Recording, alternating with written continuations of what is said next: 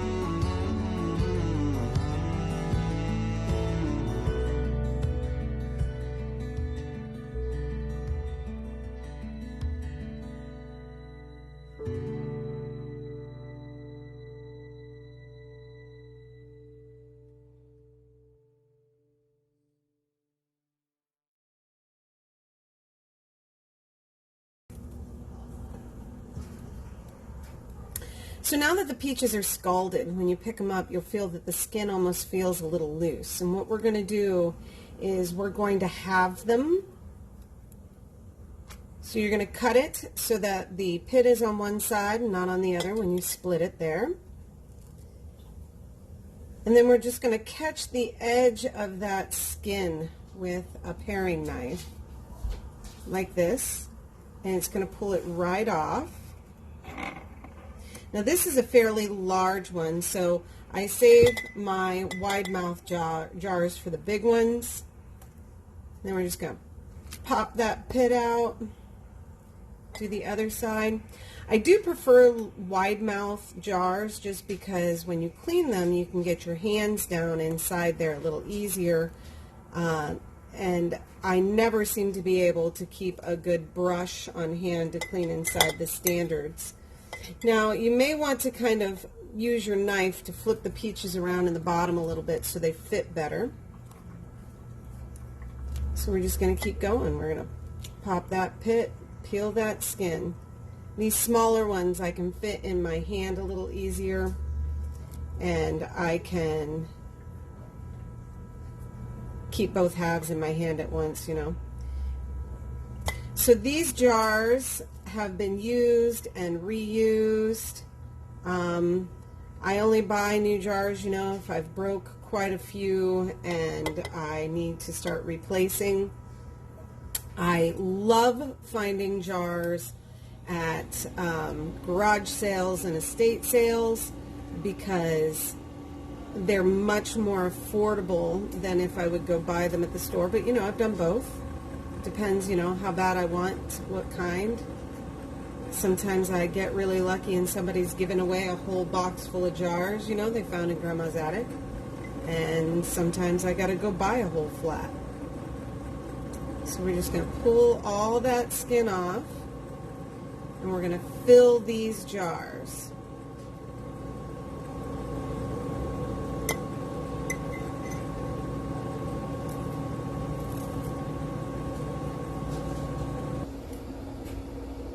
Now once you have your syrup in here, you want to come around and wipe off the ring, the top rim of the jar so that it's clean. During this time you have had your jar lids soaking in hot water, and you're going to just take a little bit of water on your fingers, wipe it around the outside rim of that jar, and put that wet lid on there. And then you're going to put a ring on until it's finger tightened.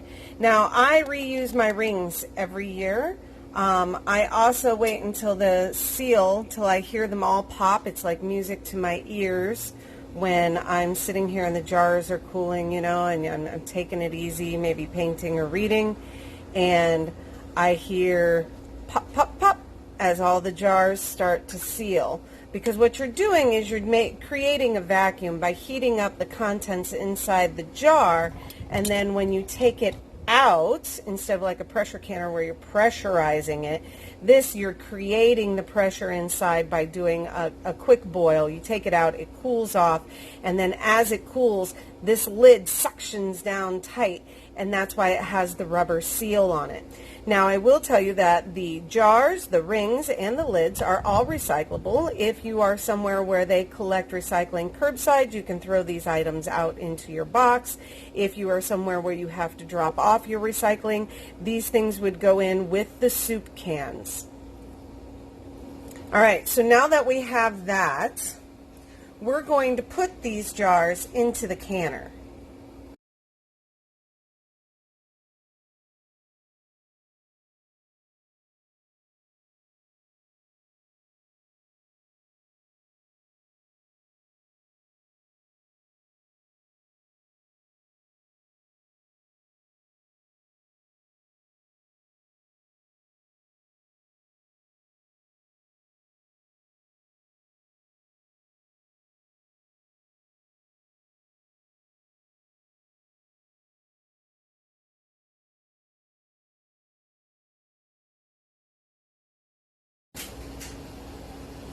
Remember that syrup we made?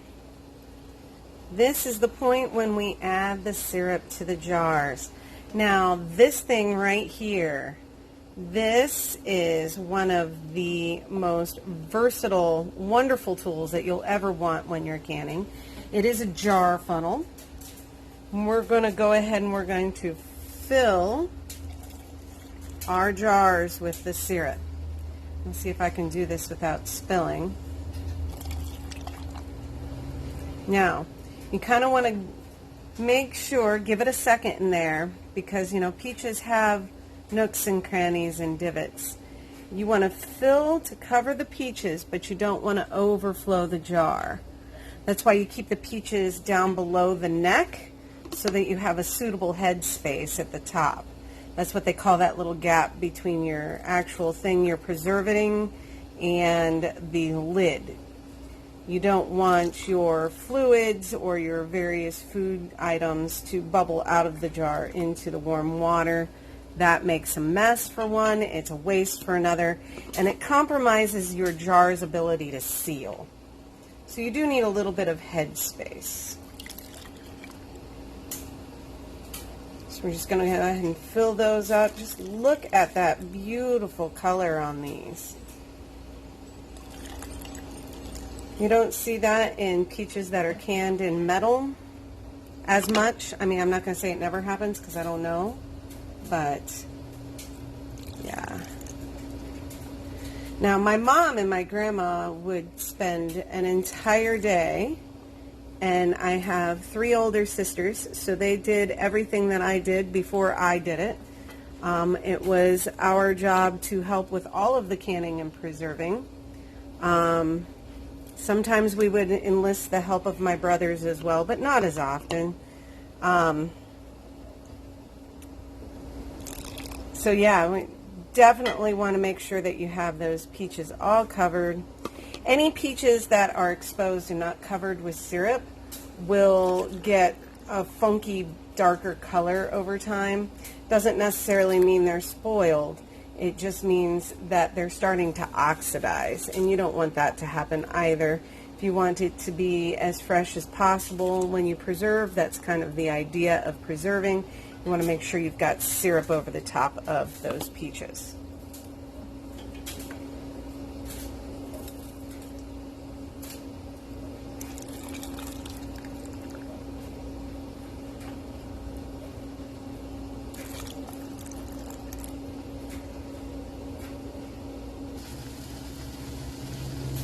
Okay, this is my canner, and it's hard to see with the steam, but this water has been boiling. I filled this up, you know, when we got started on things, because it does take a while for a large quantity of water to boil. My canner is one of these great granite speckled guys. You can pick these up. Walmart carries them. Costco, I think, carries them. You can order them on Amazon. A lot of your hardware stores carry them. We're going to fill this up with water. Now you have to remember that there's going to be jars in here. So if you fill it all the way full, that water is going to overflow. I can on a gas stovetop. I have heard that you cannot can on glass stovetops. That I don't know. You'd have to ask someone with a glass stovetop. My canner rack fits 6 to 7 jars fairly comfortably. And you want to put these in so that they're side by side, but you don't want them to fit so tight that you have to fight to get them into the rack. And sometimes you have to be a little creative to make sure that you put them in balance so the rack doesn't flip for you. Today I'm having all kinds of luck.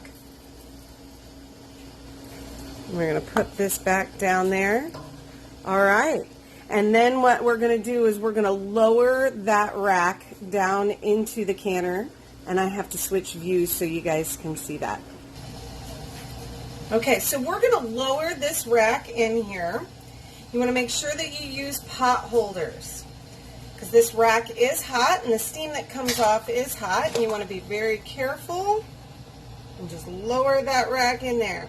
Now, you want the water to come up as high as possible. It does not necessarily have to cover the entire jar, but you do want it where the rings, the bottom of the rings where it fits onto the neck of the jar, should be covered.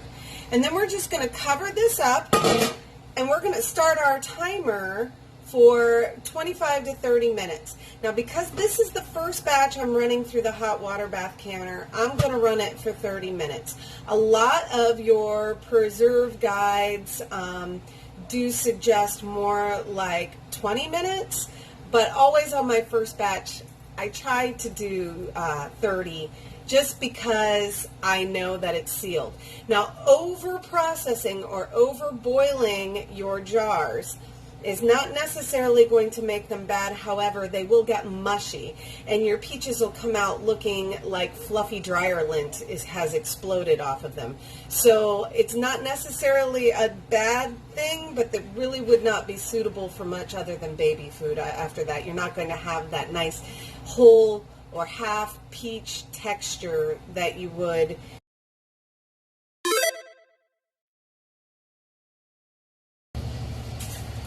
Okay, so when your timer goes off, you're going to want to take these jars out so you can use and I got a little bit of peaches on my finger yet from cleaning the next batch.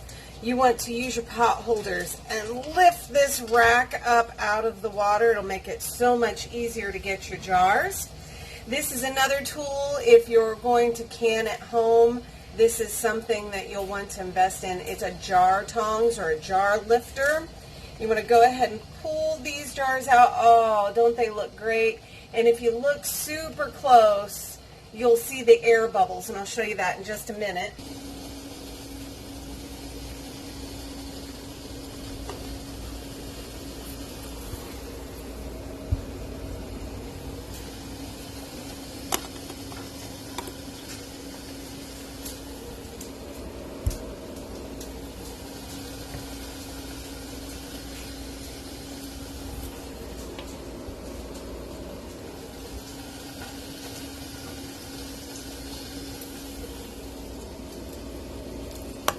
So you'll want to set these on a wood cutting board, a towel, something so that they have room to get air around them and cool.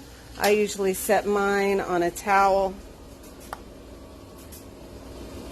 We'll let those sit there. And you can see, if you look real close, see those bubbles? Those are the bubbles escaping out of the top of the lid and creating that vacuum as the jar cools. So as these cool, you'll hear them go pop, pop, pop. See those bubbles? That is so awesome.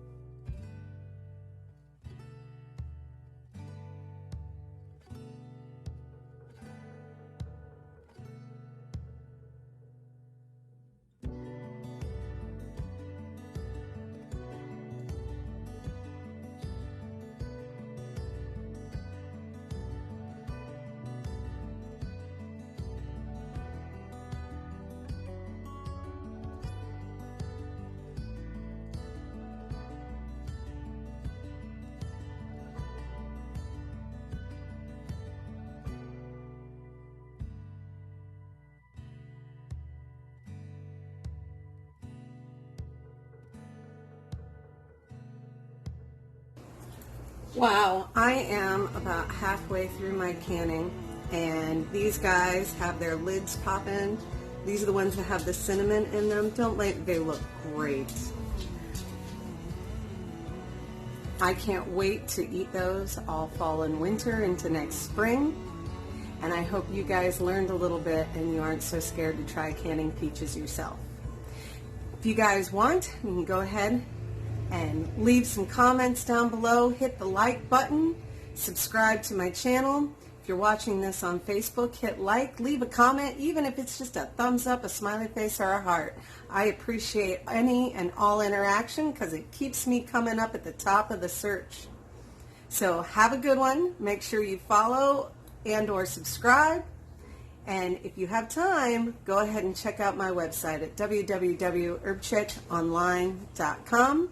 Should be showing up right about here. I guarantee there's something there for everyone.